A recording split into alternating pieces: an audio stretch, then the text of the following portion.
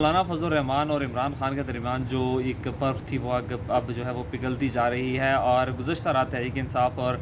जमीयत उलमा इस्लाम के कारकुनान के दरमियान एक तवील बैठक हुई और अब उसके बाद मौलाना फजल रहमान ने और तहरीक इंसाफ ने साथ चलने पर गौर कर दिया। और मुस्तकबिल में आने वाले कुछ दिनों में हम देखेंगे कि अब ये जमातें मिलकर जो हैं वो एहतजाजी तहरीक इस्लामाबाद आएगी और फिर डी चौक में एक बार फिर जो है वो हमें मेला लगता हुआ नज़र आ रहा है। मैं हूं सरदार अवैस। आज हम जो अहम ख़बर है वो ये है कि पाकिस्तान तहरीक इंसाफ, जमीयत उलमा इस्लाम, अवामी नेशनल पार्टी और महमूद खान अचकज़ई और जो दीगर अपोजिशन की जमातें हैं जिसमें बलूचिस्तान की भी जमातें शामिल हैं वो अब मिलकर इलेक्शन 2000 जो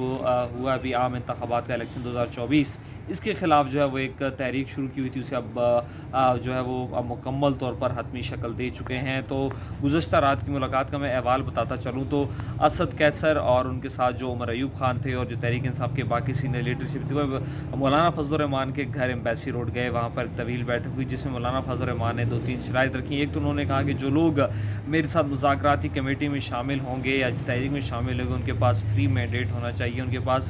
कम अज़ कम तहरीक इंसाफ की जानिब से जिनको फ्री हैंड दिया जाए ताकि वो मेरे साथ जो हम फैसले करें उस फैसलों पर मनवान अमल भी करें और हमारे साथ चलने के लिए तैयार रहें। ये ना हो कि वक्त के साथ वो बदल जाएं या फिर एतराज़ात सामने लाएं और ये तहरीक जो है कहीं ना कहीं जाकर जो है वो अपसपाई का शिकार हो या ये तहरीक जो है वो आगे उस तरह से बढ़ ना सके जिस तरह से इसका आगाज़ किया जाएगा। और उनका मुसलसल इस बात पर जोर था कि बानी पीटीआई की जानिब से मैंडेट होना चाहिए। आप बानी पीटीआई से मुलाकात करें, उनसे इजाज़त लें और उसके बाद जो मुझसे बात करें। जिसके बाद अब कल जो है वो रऊफ़ हसन जो कि मरकज़ी सेक्रेटरी इत्तलात हैं, उमर अयूब खान हैं, ये इमरान खान से मिलेंगे। इमरान खान को इस हवाले से आगाह किया जाएगा और उसके बाद अब देखा जाएगा क्या इमरान खान मुकम्मल मैंडेट देते हैं पार्टी के लोगों को मौलाना फजल रहमान के साथ इस तहरीक में शामिल हुआ जाए। गुज़श्ता रोज़ ही हमने पार्लियामेंट में अहमद वली खान से जब ये सवाल किया तो अहमद वली ने कहा कि हमारी CEC ये फैसला कर चुकी है कि अब इस तहरीक को हमने आगे बढ़ाना है। अब किसी भी तरीके से इस्टेब्लिशमेंट की मुदाखलत को अब काबिल कबूल हमारे लिए नहीं है, हम उसे कबूल नहीं करेंगे। बज़ाहिर अब ये लग रहा है कि ANP और जो मौलाना फजल रहमान है जिनके साथ खैबर पख्तूनख्वा में खात हुआ है, यकीनन अगर मैं एज ए सहाफ़ी भी इसको देखूँ तो हम तवक्को नहीं कर रहे थे कि इतनी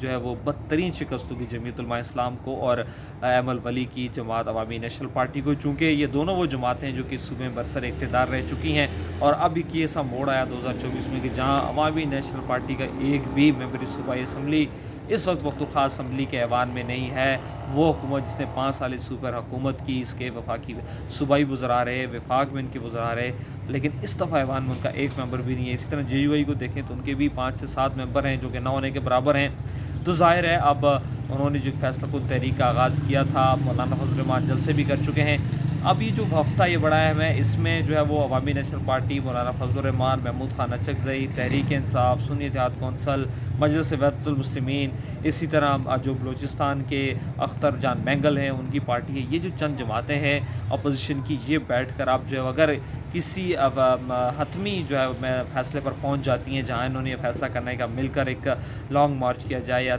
मौजूदा हुकूमत के ख़िलाफ़ एक तहरीक चलाई जाए तो फिर मौजूदा हुकूमत जो है बड़ी मुश्किल का शिकार हो सकती है। चूँकि अब ज़ाहिर जो अब ये तमाम रहनुमा ऐलान कर चुके हैं कि मज़ीद जो है वो इस्टेब्लिशमेंट की मुदाखलत भी बर्दाश्त नहीं की जाएगी, डायरेक्शंस भी बर्दाश्त नहीं की जाएंगी और किसी के दबाव में भी ये नहीं आएंगी। ताहम अभी वेट किया जा रहा है कि इमरान खान क्या जो है वो मशवरा देते हैं। अगर तहरीक इंसाफ की ये दूसरा तीसरा दौर था मौलाना फजल रहमान से मुलाकात का, पहले 2 दौर में तो मौलाना फजल रहमान ने कोई ज़्यादा संजीदगी नहीं दिखाई थी, लेकिन गुज़श्ता रात की जो मुलाकात थी इसमें मौलाना साहब संजीदा थे और उन्होंने ये शराइत रखी हैं कि इमरान खान अगर मैंडेट देते हैं तो उसके बाद फैसला किया जाएगा क्या तहरीक इंसाफ के साथ और बाकी जमातों के साथ मिलकर इस तहरीक को आगे बढ़ाया जाए या जमीयत उलमा इस्लाम जैसे सोलो फ्लाइट ली हुई है उसी तरीके से इस तहरीक को आगे बढ़ाएगी। अब ये इमरान खान पर सारा जो मामला आकर रुक गया है कि अब वो क्या कहते हैं और उसके बाद जो है वो क्या ये अपोजिशन जमातें मिलकर चलेंगी या अपने अपने तौर पर ये तहरीक चलेगी और हुकूमत क्या इन तहरीकों की